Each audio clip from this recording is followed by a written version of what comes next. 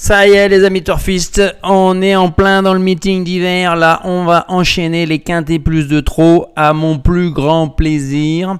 On se retrouve pour ce quintet plus du lundi 6 novembre sur l'hippodrome de Vincennes bien entendu. Sur la nouvelle version de la chaîne Nico Quintet Prono, on a fait évoluer un petit peu le logo.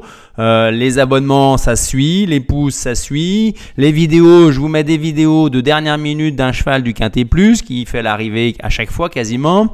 Je vous mets des vidéos sur les chevaux, les meilleures chances, les chevaux repérés, le cheval du jour dans la réunion au trot, quasiment tous les jours on va dire. Donc profitez-en et soyez fidèles et profitez-en. Ça vous permet j'espère de trouver des bons jeux. Débrief malheureusement vendredi soir. Hein. Les 3 derniers favoris qui composent le tiercé 11, 13, 12. C'est quasiment du jamais vu, hein, j'avoue, hein, même s'il n'y avait que 13 partants. On va se satisfaire de quoi nous? D'avoir chopé dans mon jeu, il y avait le 12 assez haut à 59 contre 1. J'avais le 6 qui était ma dernière minute, Garance du Vivier qui rentre à 11 contre 1. Et on avait le 7 Granita de Viette qui était dans mon jeu à 17 contre 1. Malheureusement, il n'y a pas de bonus 3 sur 5. Pas encore. Et le nouveau Quintet Plus au trot, c'est la première fois qu'on va y faire face. Hein, qu'on va pouvoir peut-être en profiter et vous aussi. On enchaîne. Donc on est sur un 2100 Autostart grande piste hein, avec 16 partants qui n'ont pas gagné 395 000 € pour des 7 à 10 ans. Et c'est essentiellement des 7 et 8 ans qui seront au départ, hein, des F et des G. Ils seront 9 en première ligne à Vincennes, on le sait, et que c'est un avantage à Vincennes d'être en première ligne, quel que soit le numéro par rapport à la deuxième ligne. En première ligne, on a la plus mauvaise stade d'arrivée en première ligne à un meilleur score que le meilleur des numéros de la deuxième ligne. Après, c'est les circonstances de course derrière, en deuxième ligne, derrière qui on part. Hein, vous avez un moyen mémotechnique assez simple. Hein, le 10, il part derrière le 1. Le 11, 1 et 1, ça fait 2, il part derrière le 2. Le 12 derrière le 3 et ainsi de suite. C'est facile. Donc là, en première ligne, on n'a pas que des débouleurs non plus. On a des chevaux qui sont incertains dans leur forme, qui ont tout misé sur cette course-là un petit peu.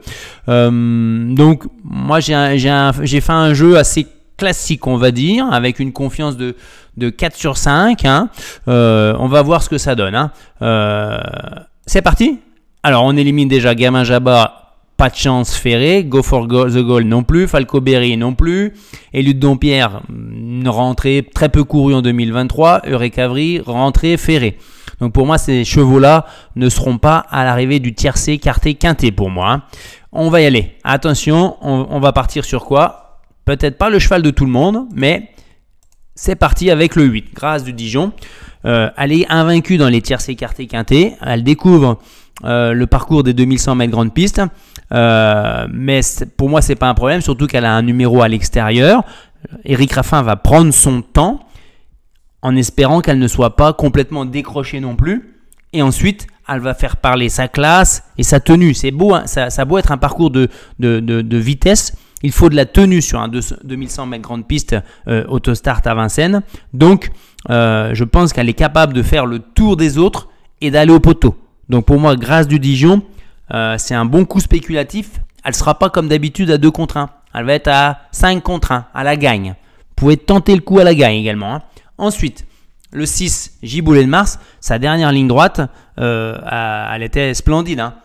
Certes, elle a eu le bon parcours en 4e ligne, je crois, à la corde. Quand elle s'est décalée, elle a giclé, elle a fini et je vous l'avais mise dans mon jeu à 30 contre 1. Je ne vais pas l'abandonner. Le numéro n'est pas trop mal. Il lui faut absolument le parcours caché et finir dans la ligne droite. Il n'y a que ça. Il ne faut pas qu'elle fasse deux efforts dans le parcours, sinon c'est mort. Hein. C'est pas une gagneuse, mais je l'ai mise quand même très très haute parce que vu sa dernière course, elle a fini comme une prochaine gagnante, on va dire. Hein. Ensuite, on y va avec le 3 Galiléo Béo. Il m'embête ce cheval-là parce que quand je le joue, il n'est pas là. Quand je le joue pas, il est là. En fait, il faut écouter son entraîneur. Elle ne nous avait pas tout dit la dernière fois. Hein. Elle ne nous avait pas dit qu'il avait toussé, qu'il était nettement moins bien. Et ça s'est vu, il n'était pas souple du tout et pas préparé pour. Moi, je lui en voulais un petit peu quand même. Hein. Là, elle annonce que le cheval est parfait d'allure, bien souple, en pleine forme, que tous les feux sont au vert et qu'il a une bonne vitesse de base qui lui permet de bien figurer sur le parcours Autostart. Très bon numéro. Il faut s'attendre à le voir à la pointe du combat assez tôt, je pense. Ensuite, le 7, Fast Time. Moi, je veux bien. Mathieu Abrivard, on peut lui faire confiance. Quand il prépare un cheval pour un objectif, il ne se loupe pas souvent. Maintenant, Fast Time, il a une année de plus. Il a 2 courses de rentrée. Il a un numéro 7 légèrement à l'extérieur. Je dirais que j'attendrai peut-être 1 ou 2 courses pour l'envisager pour la victoire. Maintenant, sur ce qu'il a fait de mieux, avec un chrono, je crois, en 10-2 sur le parcours, record de 10-2 sur les parcours, s'il répète cette valeur, s'il est prêt à répéter cette valeur demain, il va gagner. Ensuite, on y va avec la Giant Chief. Alors lui, c'est pareil, sous loi, il parle pas à la presse, donc on ne sait pas ce qui se passe avec ce cheval-là. C'est Nivard qui nous informe un peu. Il rentre au bout de 6 mois, il fait l'arrivée. L'an dernier, pareil. Et derrière, l'an dernier, il a pu faire l'arrivée dans les 3 ou 4 courses qu'il a couru. Il a couru que 3-4 fois. Et derrière, repos. Donc cette année, il vient de faire sa rentrée. Il fait 4e du quintet. Et là, il va faire quoi? Comme l'an dernier? Peut-être pas. S'il a la forme, je pense que s'il se sort de son bon numéro et avec Francky, on peut lui faire confiance. Il doit rester dans les 4, je pense. Ensuite, le 9, Flya Kaluma. Vous allez dire, mais Nico, le 9, elle n'a rien montré. Si, elle a montré quelque chose dans ses courses de rentrée, qu'elle n'était pas encore prête, mais elle n'a pas été non plus à la rue complet.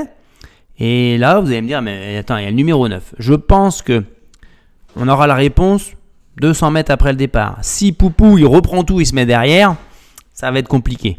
Par contre, s'il est comme moi à voir que à son intérieur, Grâce du Dijon, Fast Time, Gamin Jabba, Eberton, tout ça, ça va pas partir très très vite, qu'elle a moyen de se trouver une place à l'abri dans les 200-300 derniers mètres.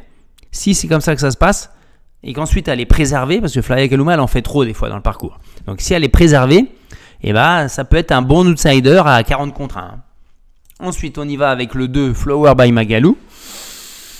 C'est un peu le même profil. C'est des juments un profil assez similaire. Là, on a Moustique à la drive, Anthony Barrier, Déféré des 4, très bon numéro. Elle a un peu de préparation derrière elle, à l'entraînement et dans les courses. Son chrono, son record sur le parcours, lui donne le droit de viser un accessite. Voilà. Mieux, ça serait difficile pour moi. Plus trop de marge quand même. 8 ans, attention. Vous avez vu, j'ai mis au début surtout des 7 ans. Grâce du Dijon, Gibolé, Galiléo. Ensuite, le dernier dans mon jeu, ça sera Gendrien. Un 7 ans également. Alors, c'est vrai que Gendrien, je sais pas, visiblement, il a d'autres objectifs puisqu'il reste ferré. Alors que la dernière fois, il a fait une fin de course tonitruante. Il avait fait la faute en début de parcours dans le premier virage. Et ensuite, on a vu que lui dans la ligne droite. Il a fini à une vitesse. Derrière, c'est la même course que Giboulé de Mars. Mais c'est les 2 notes de la course. Mais là, il est ferré cette fois-ci. Il a déjà bien fait ferré, mais quand il était en retard de gain. Là, il est même plus du tout en retard de gain, il est dans sa catégorie. Laurent-Claude Abrivard, s'il ne le défère pas, c'est parce qu'il pense qu'il y a des meilleurs engagements à venir. Mais malgré tout, sur sa classe, avec la drive d'Alexandre Abrivard, un petit parcours, il vient finir. Voilà, à une place dans le Quintet Plus. Mais il va être sous-coté.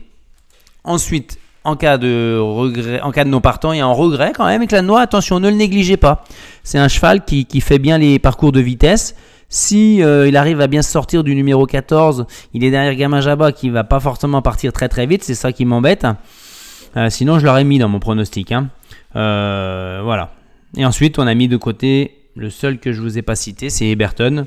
Bon, vous connaissez mon allergie à Junior Gelpa. Bon, là, il est pas déféré, mais il a déjà bien fait dans cette configuration-là. Ça serait pas une surprise s'il faisait l'arrivée, Eberton. Moi, je l'ai pas mis. Ensuite, le béton. Grâce du Dijon, confiance de 4 sur 5. Ça peut être intéressant de jouer sec à la gagne. Je vous le dis. Ensuite, Giboulé de Mars. Belle place envisageable à 12-15 contre 1 dans le Quintet. Voilà, ça vous fait peut-être 2 bases de jeu pour ceux qui aiment bien faire des champs réduits. Ensuite, on y va avec Fly Akaluma, le coquin du quintet à belle cote. Là, c'est très spéculatif, attention. Hein. Ensuite, Esteban Giel, lui, c'était pareil l'hiver dernier. Hein. Il venait rafler des 2, 3, 4, 5e place à grosse cote quand je le mettais pas dans mes jeux. Là, franchement, il a montré qu'il n'était pas loin de sa meilleure forme. Mais lui, il lui faut le parcours aux petits oignons pour pouvoir s'illustrer. Hein. Dans cette catégorie-là, avec le numéro 16, la seule chance que je lui vois, c'est que Fast Time déboule fort, que lui aussi, et qu'il puisse se caler. Et là, s'il arrive à finir derrière, attention. Mais je ne l'ai pas interdit, voyez. J'ai mis une déception éventuelle. Prochaine vidéo, on se dirigera un petit peu à Nantes avant d'enchaîner des quintets plus à Vincennes dans la semaine prochaine. Alors, je compte sur vous pour faire vivre cette chaîne. Moi, je fais de mon mieux. À vous de nous donner aussi votre avis, vos chevaux, vos sentiments. Et on se retrouve très bientôt.